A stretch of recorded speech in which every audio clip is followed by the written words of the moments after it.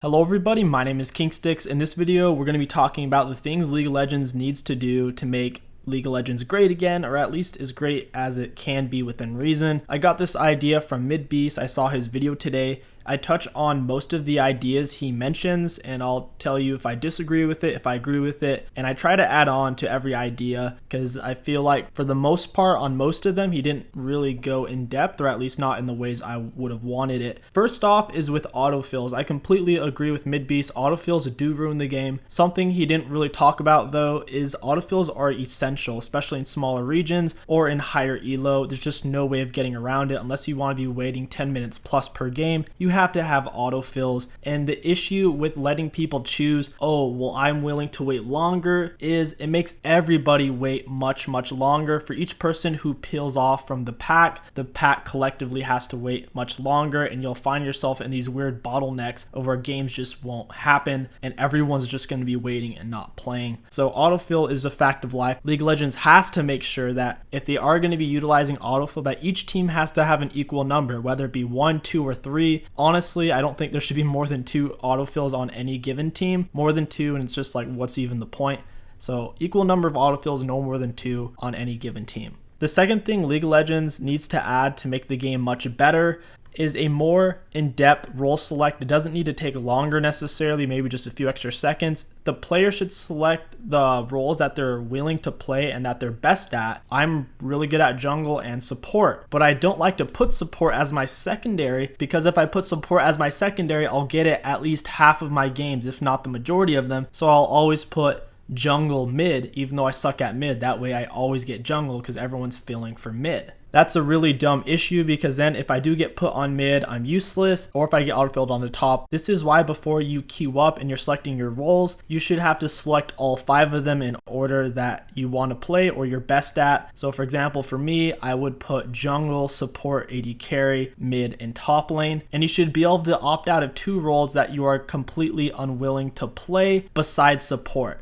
So for me, I would say I am completely unwilling to play top and mid lane, and that would be fine. So I'd be queued as jungle and support essentially, and it might autofill me AD carry, no big deal, I'll just play Sivir. The reason why you can't let people opt out of playing support is, especially in mid elo or low high elo, no one will play support because it's just boring and you don't have quite as much impact. The fact of the matter is, in higher elo, if you are autofilling people onto roles that they are completely unwilling to play, they will dodge. If you put me on top or mid on my main account, 700 LP challenger plus, I'm just gonna dodge. It's not worth playing. I'm going to wait till the last 3 seconds, everyone's time's going to get wasted, and then I will leave. That champ select lobby should have never been created. We could avoid that issue altogether. People could get into more effective games, waste less time with dodges, and everyone's quality of life would increase substantially, I believe, with that change. The third thing is duo queue needs to be removed for Masters and Grandmaster and Challenger. Midbeast was saying once you're D5 and up, you should remove it. I think that's kind of silly. The main issue comes from what I've seen, at least on NA, which is obviously, like, I think it's 20 times bigger than the Australian server. Australian server is kind of a joke in terms of player skill and size, but with Masters and up, the player population is so small at any given time, you can't really play against only other Masters plus players. There's usually Diamond players that get mixed in, usually around D2 plus, but if they have a high win rate, it will even mix in D4 players sometimes. I've been D4 before with an 80% plus win rate and playing against 1,000 LP challenger players. This is a huge issue with duo queue. It's usually abused by smurfs or boosters, so you'll have 2 insane players on the same team, and once you're in Masters plus, there's just not the player population size to balance out those teams, so it's almost always just a pub stomp. You have 2 people beating everyone's brains in, and there's not a wide enough player base for it to balance those teams out. Therefore, they should remove it. And it wasn't even in the game, I believe, until season 8 or season 9. It wasn't in season 7 or before, because it was just too much, and then they added it back for some reason, and it's really overwhelming to play against. The fourth thing League of Legends needs to do to make it much better is the loading screen. This was an amazing idea of Midbeast. I completely agree with him. During the champion loading screen, where you're just waiting for the game to start, you should be able to type to your team and access the mini-map to ping either for an invade or where you should ward to defend off the enemy's stronger early game invade. And if League of Legends doesn't want to do this because for one reason or another it's not logical for the game or they just can't, They need to create barriers preventing any kind of invade pre-145, because let's face it, invades completely ruin solo queue, especially late invades. There's very little way to fight it off with teammates who are completely unwilling to ward, and even if you do lay your ward and your teammates don't, the enemies might just go around it from a different direction and kill you. These late invades just allow dog water junglers to climb. They don't deserve the elo, they don't deserve the LP. With either adding the loading screen or making the barriers, I believe they could solve this problem. Number 5 is artificial autofill. This wasn't something that Midbeast necessarily talked about, or at least not directly, and this is first timing a champion in ranked, in my opinion, should decrease the amount of LP you gain from a win and increase the LP you lose from a loss. This will deter players from just trying out a champion that they've never played before in ranked or in general, and it will also encourage people to try their best. That way they'll get the best results, because if they lose, they'll lose more LP, and if they win, they'll win less. If they've played the champion in normal an X amount of times, I don't know what the equation should be, then obviously this wouldn't apply. And of course, this only applies to people who are on their main roles. For example, if I'm a jungle main and I get jungle and I decide, you know what, today's the day I play Rengar in a ranked game, then yeah, that's how that should apply. If you're on your main role and then you first time pick a champion that you've never played before in normal, then that should apply. Even if somebody isn't autofilled, if they're playing a champion they've never played before, they're an artificial autofill. They essentially autofilled themselves even when the system didn't do that to them. Another thing they need to add is each player should have a number of games played underneath their champion and win rate whenever they do lock it in champ select. That way your teammates realize what's going on and then they can play off of that accordingly. Oh, maybe I shouldn't gank this guy, maybe I should. For me, I just use OPGG. It takes me roughly 30 seconds to enter in everyone's name with just a simple copy and paste of the champion select lobby. Most of the 30 seconds is just analyzing the data and coming to the conclusion of, should I dodge? If not, then what lanes do I plan on camping? Which lanes do I plan on not touching at all?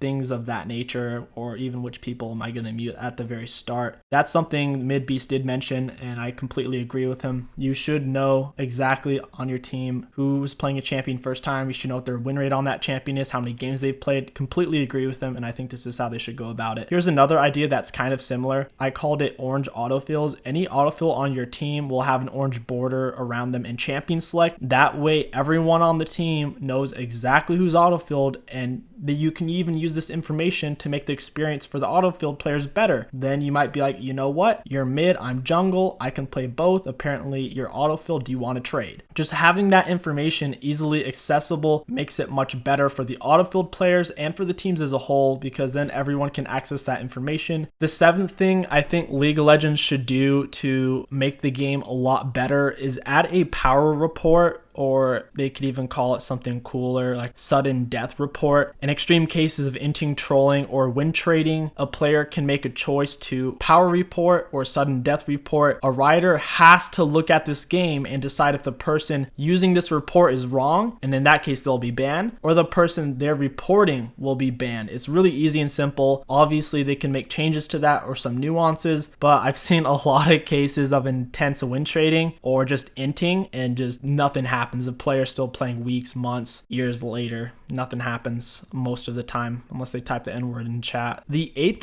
thing that League of Legends needs to do to make the game a lot better is face the fact that blue side of the map is OP. Midbeast did touch on this, but it was for a different reason, involving LP gains and losses depending on which side you are on. If you haven't seen his video, obviously go check it out. It's a solid video. But what I'm talking about is blue side of the map is OP. That's the bottom side of the map. You can get a leash on your red buff from your bot lane, and the red side of the jungle has more golden experience. Golems have the most golden experience out of any camp by far, and Raptors have more golden experience out of the rest of the camps, thus making the red side of the jungle much stronger than blue side of the jungle. The obvious question to ask at that point is, why does one side of the jungle give way more golden experience than the other side? And the answer is, there is no good answer to that, especially since if you're on the bottom of the map, you'll have your bot lane defending and invade lading wards in solo queue, rather than if you're starting on your red, where you'll get a shitty leash and you only have one person really watching. What Riot can do to change this, make one of the sides give more XP and the other side more gold. So for example, blue side more XP, red side more gold, or they could just make both sides give an equal amount of golden experience, which I think would also be a decent choice. But I think making one side give the opposite would be really cool, and it would make junglers have to make better decisions and use their brains more depending on what kind of champion they're playing. Do I want the levels or do I need the gold? I think it could add a really cool balance to the game. Number 9 is punishing dodges. This is something that Midbeast talked about. He even referred to himself as a dodge abuser, which I think is a really silly term. You can't really punish dodging unless you're willing to punish and shun one tricks, one role players. Plus, you'd also have to be willing to F over and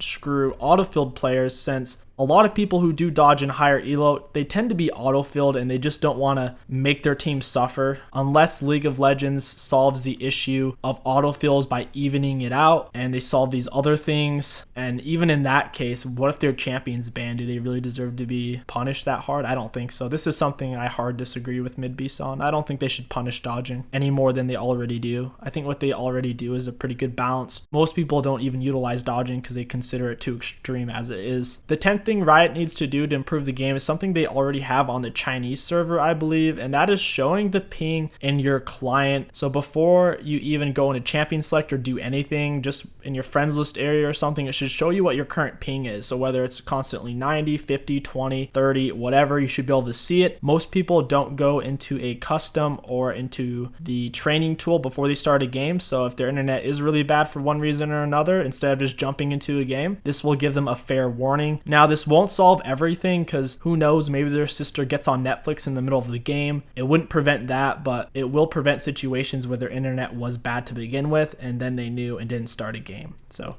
I think adding this, it's a no-brainer, no reason not to add it. The next thing is large incentives. This is something that Midbeast was pretty passionate about, basically saying in higher elo, you're not going to have competitive behavior and have high elo players playing on their main accounts unless you incentivize them. And his main things was giving money or trips or physical rewards. The main issue with giving out any of these things is it creates a lot of win trading on any given region for people who are willing to do whatever it takes to obtain those things. We've seen it in the past with the jackets and with the backpacks. It created an insane amount of win trading, especially towards the end of the season. Doesn't really matter what region you're on, you would have seen it. So unless Riot is also willing to patrol higher elo, watching out for win traders and banning them on the spot, introducing these rewards would not be possible. But if they are willing to monitor ranked games for this kind of behavior and permaban on the spot, then they could indeed introduce these kind of rewards back in the system. And then I think that would be pretty healthy for high elo at that point.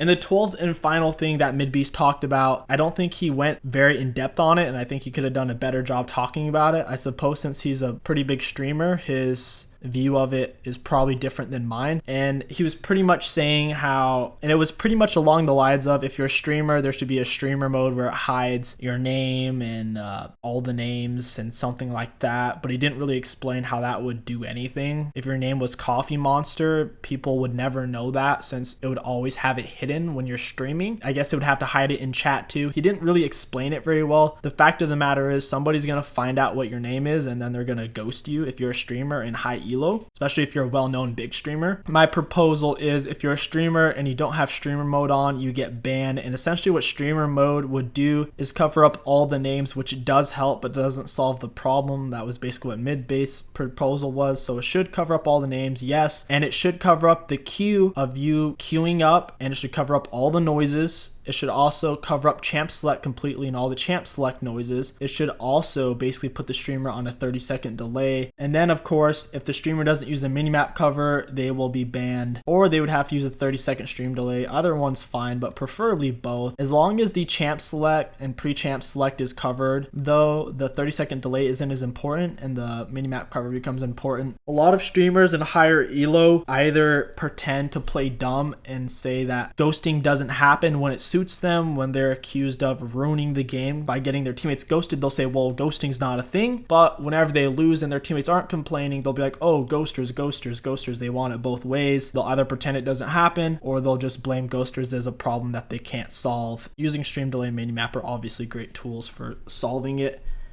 I know it's hard for a lot of viewers to understand because you've never been at an elo where streamers are recognized and people are really fighting for those free wins in Masters, Challenger, that kind of elo, and you're watching your favorite streamer, let's say it's Bobby, and Bobby is getting flamed by his teammates, Bobby, you're not hiding your minimap. Bobby, you're not using a stream delay. What are you doing, Bobby? And then Bobby says, well, better jungler wins. Better jungler wins. People don't ghost. That's not a thing. You're just a crybaby. Better jungler wins. And then as the viewer, you like Bobby, so you want to say, yeah, Bobby's right. Ghosting's not a thing. You're not getting ghosted. Just better jungler wins. If you're that kind of viewer, please grow some brain cells, use your own brain, and imagine you're in Challenger for a second. People rape, people kill, people steal for fun. People are playing this video game. They grind so many games to get to that elo. 99% of them will do whatever it takes to get that win, and that's just a fact. Just look at your beloved god Tarzan getting caught for win trading. If you take a look at any serious high elo player like 𝐒𝐿, who can get into Challenger with respectable win rates, and then you take a look at someone like 𝐒𝐿𝐴 Shifter, who's hard-stuck Grandmaster with a 51% win rate in nearly 2,000 games, you see the difference. 𝐒𝐿 almost always has a massive stream delay, and 𝐒𝐿𝐴 doesn't use stream delay or mini-map cover typically. I know it can be really difficult to understand for a lot of viewers since most of them never really make it past gold, and most of them won't get anywhere close to high diamond or challenger. I don't mean this to sound condescending, I'm just saying it as a matter of fact. And it's hard to understand just how rampant ghosting is. But if there is a big streamer, a well-known streamer, people know them, they're big in the community, whether it's 𝐿𝐴, Shifter, or Sneaky, and they refuse to use a stream delay or a mini-map cover, you are basically fucked. Even if you're not the jungler, you're screwed. What will often happen is they'll ban out the champions that you hover. And those are the 12 things that League of Legends needs to do to become great again, or to become as great as it can be. Let me know what you guys think down in the comments below. Are there any things that you agree or disagree on? I'm interested to see what you have to say. My name is KingStix. Thank you for watching, and I'll catch you guys next time.